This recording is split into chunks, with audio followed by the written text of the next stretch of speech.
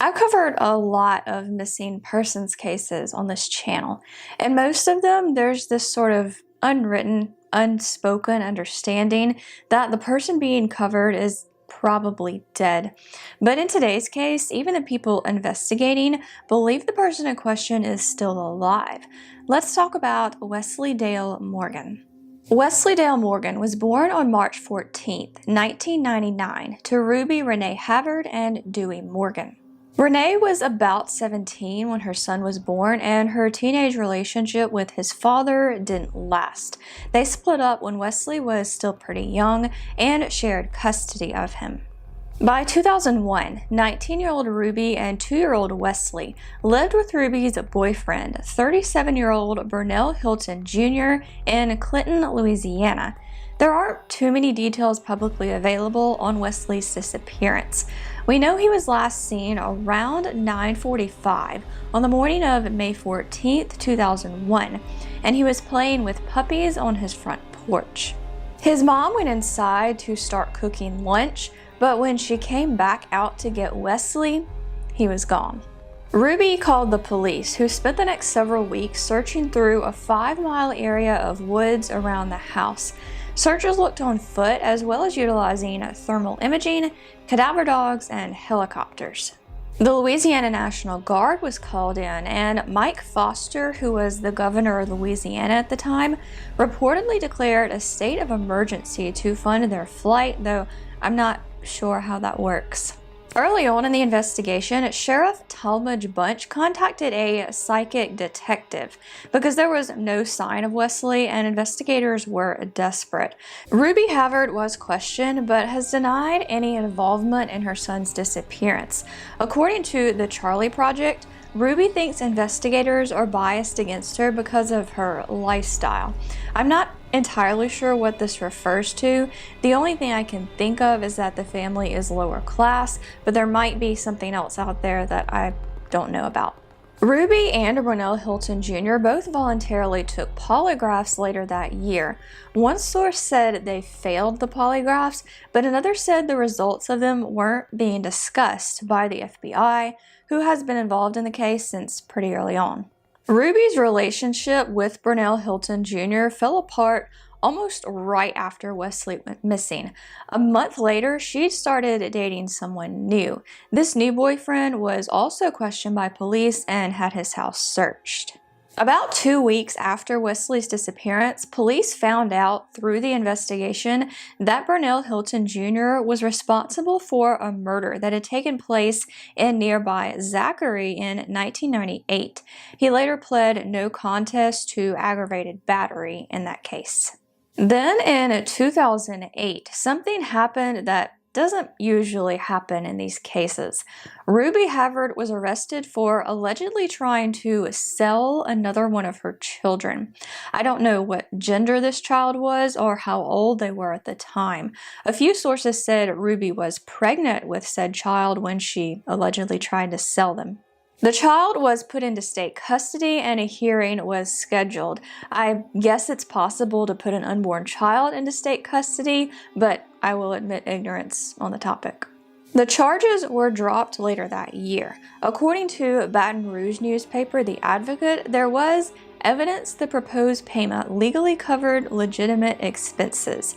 I assume this means that whatever payment or selling/adoption that went on was legal, but again, I will admit ignorance. As always, any additional insight is welcome.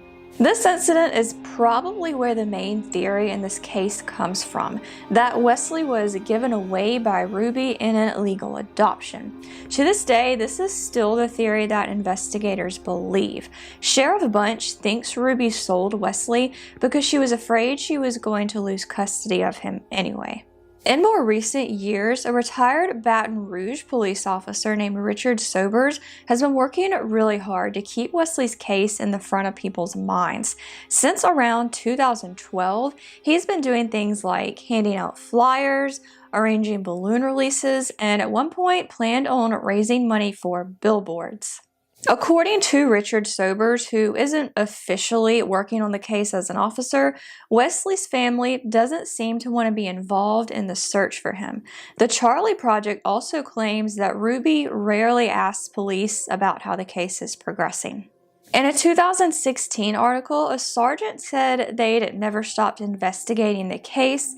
However, an article published a month earlier said the case had just been reopened.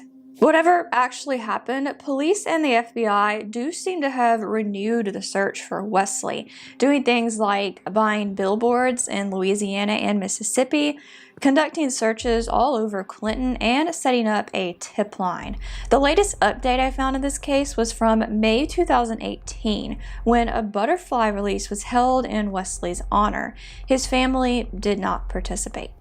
According to her lawyer, Ruby believes Wesley is still alive.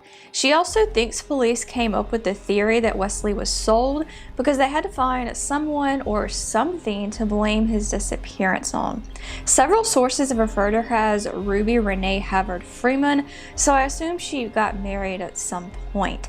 As of August 2021, neither she nor anyone else has been arrested in connection with Wesley's disappearance. There aren't really any theories about Wesley's case other than illegal adoption. A few online speculators have questioned Ruby's actions that day, such as why she left a 2-year-old alone outside or why she was making lunch at 9:45 in the morning. One person was also skeptical of a 19-year-old being able to arrange an illegal adoption. Others have suggested that Wesley was kidnapped or that Ruby's boyfriend was involved. And many people said they hoped Wesley really was sold or illegally adopted.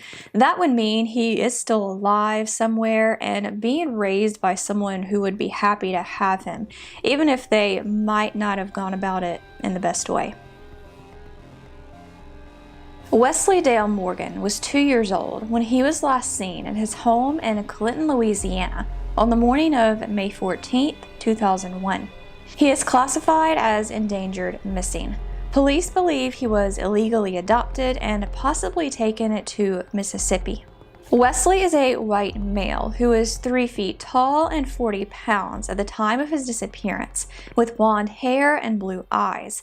Wesley might go by his middle name. He was last seen wearing a gray Mickey Mouse shirt, blue shorts with a green stripe on them, and sandals. If he were alive today, he would be 22 years old. If you have any information about the disappearance of Wesley Dale Morgan, you can contact the East Feliciana Parish Sheriff's Office at 225-683-5459 or Crime Stoppers at 504-822-1111. You can also contact the FBI, either by phone at 1-800-CALL-FBI or via a contact form in the description. There is a $10,000 reward for information leading to Wesley's whereabouts. So that is the case of Wesley Dale Morgan. There are a lot of missing and seemingly contradictory details here, but hopefully you get the idea of what happened. And of course, I would love to know your thoughts on this case in the comments. Do you think Wesley was illegally adopted, or do you think something worse might have happened to him? Thank you so much for watching, and I will see you next time.